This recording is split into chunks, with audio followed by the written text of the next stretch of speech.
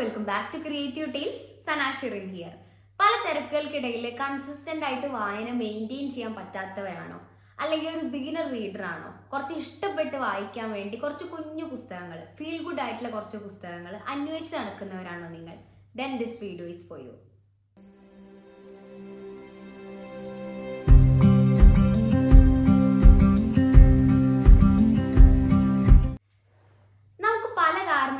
വായന മെയിൻറ്റെയിൻ ചെയ്ത് കൊണ്ടുപോകാൻ പറ്റാറില്ല, അല്ലെങ്കിൽ പലരും പറഞ്ഞിട്ടുണ്ട് ഒരു മാസം കൊണ്ടൊക്കെയാണ് ഒരു പുസ്തകം വായിച്ചെടുക്കുന്നത്. അപ്പോൾ ഇതൊന്ന് കുറച്ചും കൂടെ ഇമ്പ്രൂവ് ആക്കാൻ വേണ്ടിയിട്ട്, കുറച്ചും കൂടെ അധികം പുസ്തകങ്ങൾ വായിക്കാൻ വേണ്ടിയിട്ട് നമുക്ക് എന്താ ചെയ്യാൻ പറ്റുക?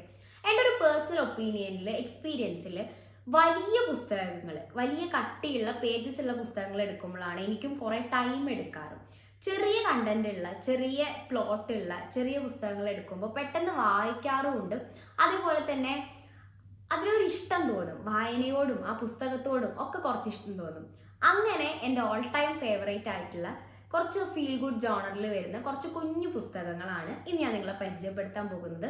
5 പുസ്തകങ്ങളുണ്ട്. ഈ 5 പുസ്തകങ്ങളിൽ അധികവും കഥാസമാഹാരങ്ങളാണ്. അനുഭവങ്ങളൊക്കെ ബേസ് ചെയ്ത് എഴുതിയിട്ടുള്ള ആത്മകഥ പോലെയുള്ള പുസ്തകങ്ങളുണ്ട്, നോവലും ഉണ്ട്. ഇതും എല്ലാം ഞാൻ വായിച്ച് എനിക്ക് അത്രയും ഇഷ്ടപ്പെട്ട പുസ്തകങ്ങളാണ് ഞാൻ നിങ്ങൾക്ക് റെക്കമെൻഡ് ചെയ്തത്. അപ്പോൾ അതിൽ ഒന്നാമത്തെ പുസ്തകം എന്ന് പറയുന്നത് ഇനി പറയുമോ ജീവിതത്തിൽ ഒരല്പവും ജീവിതം ബാക്കിയില്ലെന്ന്, നൗഫൽ എന്ന് പറഞ്ഞിട്ടുള്ള ഓഥർ എഴുതിയിട്ടുള്ള ബുക്കാണ് ഇത്. ഇത് എങ്ങനെയാണെന്ന് വെച്ച് കഴിഞ്ഞാൽ, നമ്മൾ പലപ്പോഴും ഇൻസ്റ്റഗ്രാമിലും അല്ലെങ്കിൽ ഫേസ്ബുക്കിലൊക്കെ ചില പോസ്റ്റിനൊക്കെ ക്യാപ്ഷനായിട്ട് കാണുന്ന ചില കോട്ടുകളില്ലേ, നമുക്ക് അത്രത്തോളം ഉള്ളിലേക്ക് ആഴ്ന്നിറങ്ങിയ കോട്ടുകൾ, അങ്ങനെയുള്ള ഒരു 100,000 കോട്ടുകൾ നിങ്ങൾക്ക് ഈ പുസ്തകത്തിൽ കാണാൻ പറ്റും. അത്രത്തോളം നമുക്ക് നമ്മുടെ ലൈഫുമായിട്ട് കണക്ട് ചെയ്യാൻ പറ്റുന്ന, നമ്മുടെ എക്സ്പീരിയൻസസുമായിട്ട് കണക്ട് ചെയ്യാൻ പറ്റുന്ന കുറച്ച് ലൈഫ് ലെസൺസ് ഒക്കെ പറഞ്ഞിട്ടുള്ള ഒരു പുസ്തകമാണെന്ന് നമുക്ക് പറയാം. നമ്മൾ ബോറടിച്ചിരിക്കുമ്പോൾ അല്ലെങ്കിൽ സങ്കടപ്പെട്ടിരിക്കുമ്പോഴൊക്കെ നമുക്ക് വായിക്കാൻ പറ്റുന്ന കുറച്ച് പുസ്തകങ്ങളാണ് ഇതെല്ലാം. അപ്പോൾ ഇതാണ് അതിലൊന്നാമത്തേത്, ഇനി പറയുമ്പോൾ ജീവിതത്തിൽ ഒരല്പവും ജീവിതം ബാക്കിയില്ലെന്ന്. രണ്ടാമത്തെ പുസ്തകം ഞാൻ നമ്മുടെ ഷോർട്സിൽ ഒരു വട്ടം റിവ്യൂ ചെയ്തിട്ടുണ്ട്. My favourite book, that is Perumbadavam ശ്രീധരൻ്റെ ഒരു സങ്കീർത്തനം പോലെ. നിങ്ങൾ ഭയങ്കര വലിയ റീഡറൊക്കെ ആണെങ്കിൽ you will be familiar with Fyodor ദസ്തോവ്സ്കിയുടെയും അന്നയുടെയും ഒരു അൺകണ്ടീഷണൽ ആയിട്ടുള്ള, അത്രയും സിൻസിയർ ആയിട്ടുള്ള ഒരു പ്രണയത്തിൻ്റെ കഥ പറയുന്ന ഒരു നോവലാണ് ഒരു സങ്കീർത്തനം പോലെ.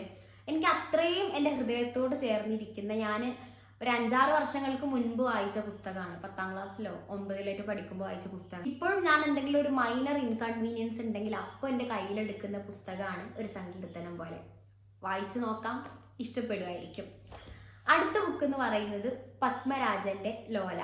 ഇത് പലപ്പോഴും നിങ്ങൾ ഇൻസ്റ്റഗ്രാം റീലിലൊക്കെ കണ്ടിട്ടുണ്ടാകും. ചെറിയ കഥകളുള്ള ഒരു കഥാസമാഹാരമാണ്. ഇതിലെ ടൈറ്റിൽ കഥയാണ് ലോല എന്ന് പറയുന്നത്.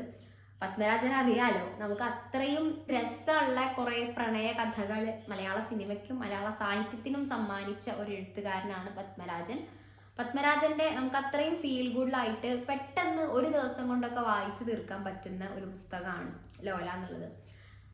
അടുത്ത 2 പുസ്തകങ്ങൾ എൻ്റെ കയ്യിലില്ല, ഞാൻ ഒരാൾക്ക് വായിക്കാൻ കൊടുത്തതാണ്. അതിൽ ഒന്നാമത്തെ പുസ്തകം നിങ്ങൾക്ക് എല്ലാവർക്കും അറിയുന്നതാണ് പ്രേമലേഖനം.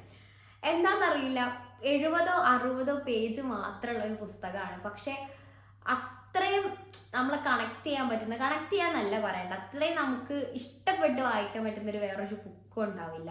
പെട്ടെന്നൊരു സങ്കടം വന്നു, അപ്പം എടുക്കാം, അപ്പം തന്നെ വായിച്ചു തീർക്കാം, പിന്നെ വെക്കാം. ഒരു 10 വട്ടെങ്കിലും ഞാൻ ആ പുസ്തകം വായിച്ചിട്ടുണ്ടാകും. പക്ഷെ എപ്പോഴും എനിക്കത് ആദ്യമായിട്ട് വായിക്കുന്ന ആ ഒരു ക്യൂരിയോസിറ്റിയിൽ വായിക്കാൻ പറ്റുന്ന ഒരു പുസ്തകമാണ് വൈക്കം മുഹമ്മദ് ബഷീറിൻ്റെ പ്രേമലേഖനം, കേശവ നായരുടെയും സാറാമ്മയുടെയും ഒക്കെ കഥ.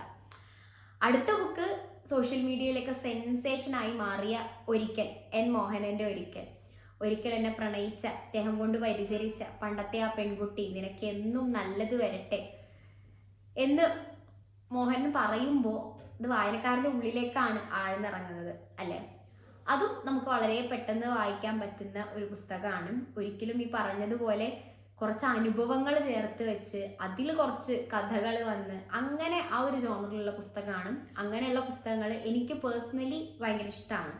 ഇതിൽ കുറച്ച് കട്ടിയുള്ള അല്ലെങ്കിൽ കുറച്ച് പേജസ് അധികം ഉള്ളത് ഒന്ന് സങ്കീർത്തനം പോലെയാണ്, പിന്നെ ലോലയും. സങ്കീർത്തനം പോലെയാണ് ഒരു നോവൽ ബേസ് ചെയ്ത് പോണ പുസ്തകം, ബാക്കിയെല്ലാം കഥാസമാഹാരങ്ങളും ഇല്ലെങ്കിൽ അനുഭവങ്ങളുടെ ഒക്കെ ഒരു കൂട്ടമാണ്. അപ്പോൾ വായിക്കാൻ നമുക്കങ്ങനെ എന്ത് വേണം, അല്ലെങ്കിൽ ഈ പുസ്തകം നല്ലതാണ്, ഈ പുസ്തകം നല്ലതല്ല, അങ്ങനെ ഒന്നുമില്ല. എല്ലാ പുസ്തകങ്ങളിലും അതിൻ്റെതായ എസൻസ് ഉണ്ട്, അതിൻ്റെതായ സോൾ ഉണ്ട്. വായിക്കുക എന്നുള്ളതല്ലേ ഏറ്റവും നല്ല കാര്യം. അപ്പോൾ ഇനി ഇതുപോലത്തെ വീഡിയോസ് വേണമെന്നുണ്ടെങ്കിൽ നിങ്ങളുടെ സജഷൻസും കാര്യങ്ങളൊക്കെ കമൻറ്റ് ബോക്സിൽ അറിയിക്കുക. വീഡിയോ ഇഷ്ടപ്പെട്ടാൽ do like and subscribe. Next വീഡിയോയിൽ വീണ്ടും കാണാം.